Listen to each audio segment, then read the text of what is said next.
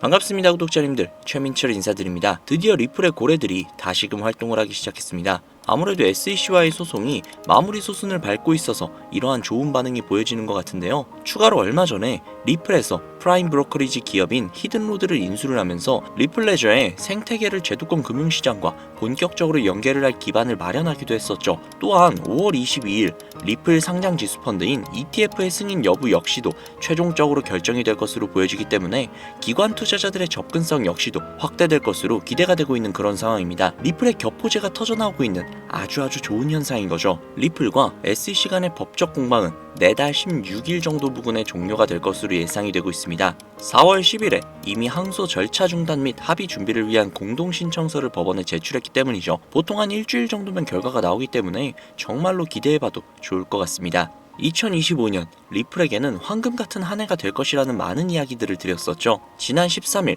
투자 전문 매체 더 모틀리플에 따르면 리플 측에서 발행하는 암호화폐 XRP는 실물자산 토큰화, 즉 RWA죠. 이 거대한 시장을 선점하기 위해서 전략의 속도를 내고 있다라고 발표를 했으며, 리플과 보스턴 컨설팅 그룹 BCG는 향후 실물자산 토큰화 시장이 무려 19조 달러, 한화로 2경 7천조라는 상상도 안 되는 어마어마한 규모의 시장으로 성장할 것이라고 보고 있다고 합니다. 리플이 이 중에 얼마만큼의 규모를 선점하느냐가 관건이라고 볼 수 있다는 거죠. 그뿐만이 아니라 리플은 기본적으로 가교 통화를 목적으로 나온 코인인 만큼 스위프트의 거래량을 흡수하는 게 굉장히 중요한데요. 만약 스위프트를 완벽하게 대체를 할 수만 있다면 15,000달러, 하나로 약 2,130만원이라는 엄청난 금액까지 올라갈 수 있다는 거죠. 이거 리플 한 계단 가격입니다. 즉 리플은 실물 자산 토큰화 시장과 스위프트 시장 이 두 군데에서 막대한 영향력을 과시할 수 있는 만큼 해당 시장을 얼마만큼 선점하느냐가 리플의 향후 가격을 정할 것이며, 최소 지금보다 수십, 수백 배 그 이상을 달성하는 것은 그렇게 어렵지 않을 거라는 겁니다. 이것뿐만이 아니죠. 이제는 XRP라고 불리는 리플, 한국인들 사이에서는 그 어떤 코인들보다도 인기가 상당히 높은데요. 이는 몇 가지 이유가 있습니다. 첫 번째, 한국은 금융 기반과 디지털 화폐 산업의 발전에 많은 관심을 가지고 있는데요. 리플은 국제금융기관과의 협업을 강조하고 금융 시스템의 효율성 향상을 목표로 하는 특성을 가지고 있어서 한국의 금융기관과의 협업 가능성이 굉장히 높다라고 여겨집니다. 두 번째는 안전성과 신속성인데요. 리플은 분산된 금융거래 시스템을 기반으로 하여 안정적이고 빠른 거래를 제공하는 게 특징이죠.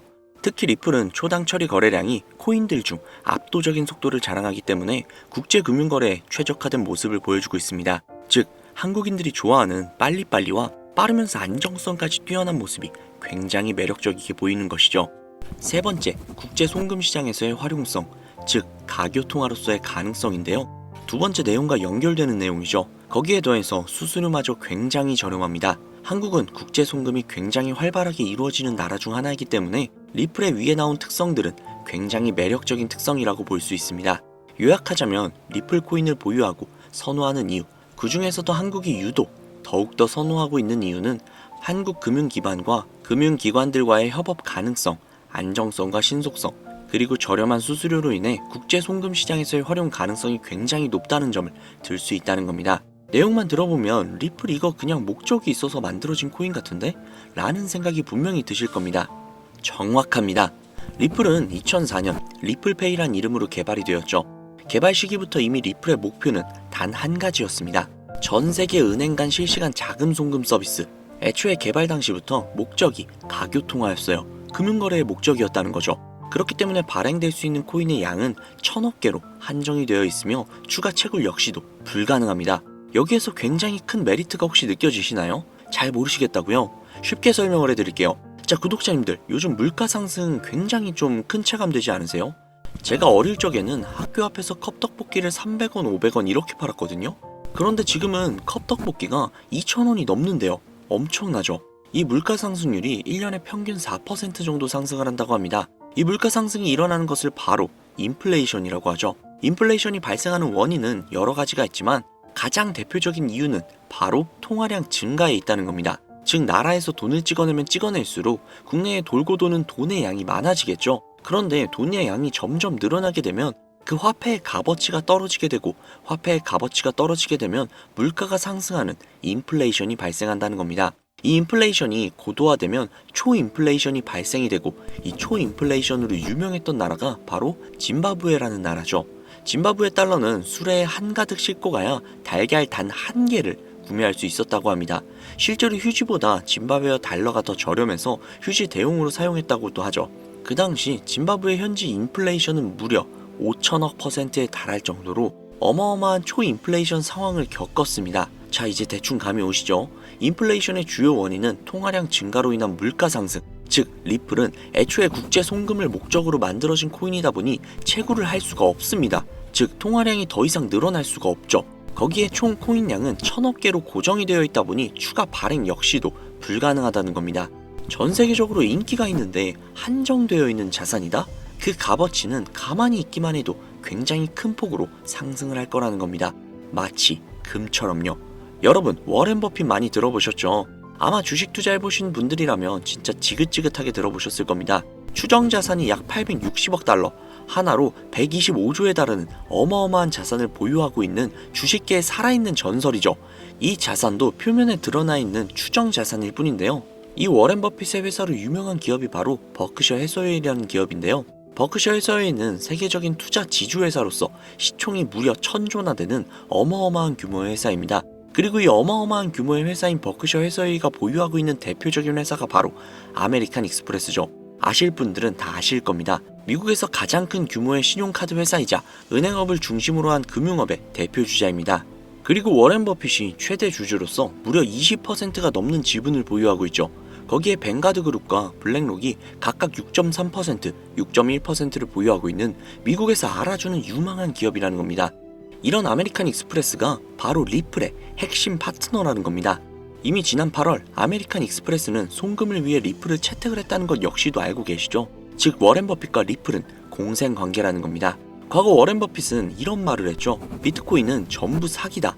그랬던 그가 주식 투자할 때도 가치 투자만을 고집하며 수백조가 넘는 돈을 벌어들인 전 세계에서 손꼽히는 부자인 그가 리플과 협업을 하고 리플을 매수를 하고 리플을 보유하고 있다는 겁니다. 황당하죠? 이게 좀 어떤 느낌이냐면, 그러니까 삼성의 이재용 회장이 애플 제품? 그거 다 별로다 라고 공식선상에서 이야기를 해놓고 계열사인 삼성 디스플레이를 통해 애플의 디스플레이를 사용하고 있는 뭐 그런 느낌일까요? 사실 뭐 워렌 버핏에게 이런 비유를 든다는 게 좀 말이 안 되기는 하지만 이 정도로 어마어마한 일이라는 거예요. 암호화폐라면 치를 떨던 그가 리플에게만큼은 굉장히 친화적이라는 거니까요. 세계에서 자금의 흐름을 가장 잘 알고 그 흐름으로 가장 많은 돈을 번 그가 리플에 매료되었습니다. 말이 더 필요한가요? 자, 워렌 버핏이 자금력의 신이라면 이번에 권력의 신이 또 리플에 손을 들어주고 있죠. 바로 전 세계 최고의 강대국인 미국의 대통령이자 재임에 성공을 한 도널드 트럼프 대통령인데요.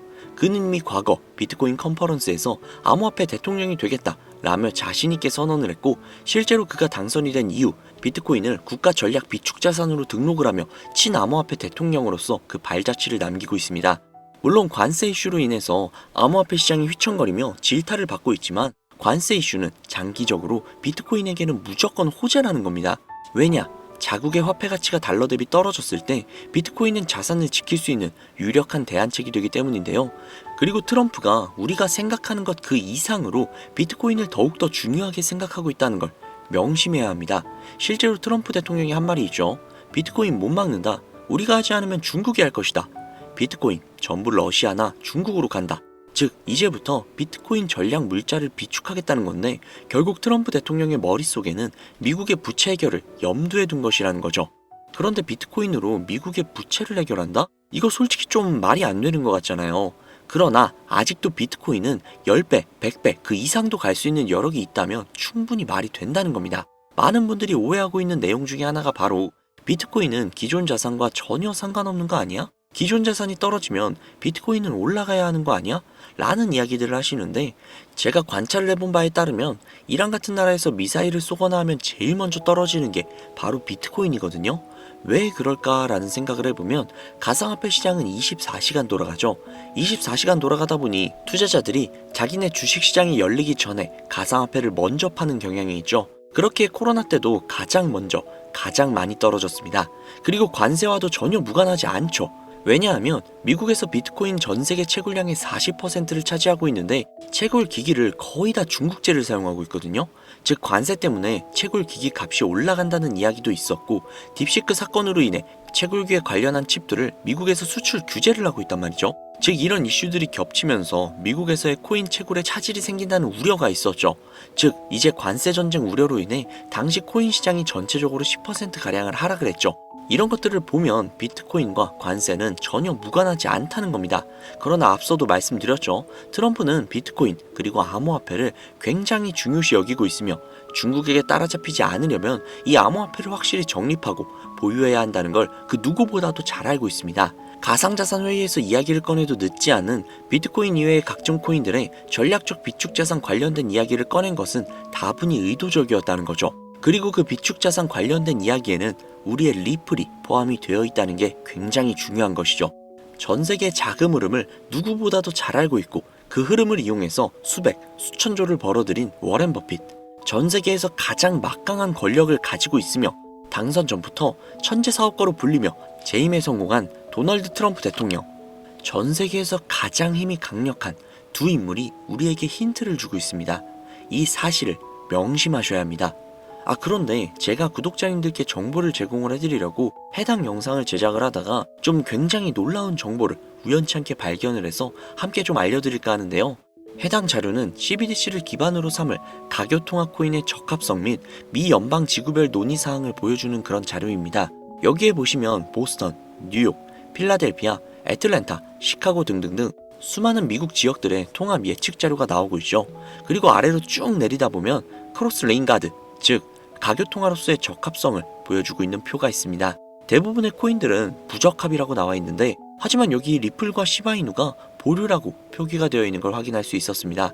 뭐 그럴 수 있어요. 리플은 아직 해결해야 할 게 조금 남아있고 시바이누는 탈중앙화를 목적으로 나온 코인이다 보니 어찌 보면 당장은 CBDC와 어울리지 않을 수도 있죠. 하지만 좀 다르게 생각을 해보면 두 코인 모두 세계 어디든 자유롭게 금융 서비스를 제공받을 수 있다 보니 이보다 더 뛰어나고 자유로운 가교통화가 있을 수 있을까 라는 생각 역시도 들긴 했죠. 그런데 여기에서 저는 충격적인 내용을 확인할 수 있었는데요. 여기 보이시나요? 리플과 시바이누조차 보류라고 나와 있는데 이 생소한 코인이 적합이라고 나와 있습니다. 진짜 너무나도 생소한 코인이었어요. 그래서 이 코인에 대한 정보를 좀 찾아봤는데 너무나도 신기할 정도로 정보가 거의 없다시피 했습니다.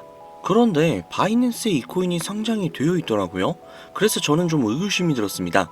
전 세계 은행을 이을 수 있는 가교통화 자리에 아무도 모르는 코인이, 그것도 정보도 별로 없는 코인이 리플과 시바이누보다도 한 걸음 더 나아간 자리를 선점하고 있다? 그리고 신기할 정도로 정보가 완벽하게 통제가 되어 있다?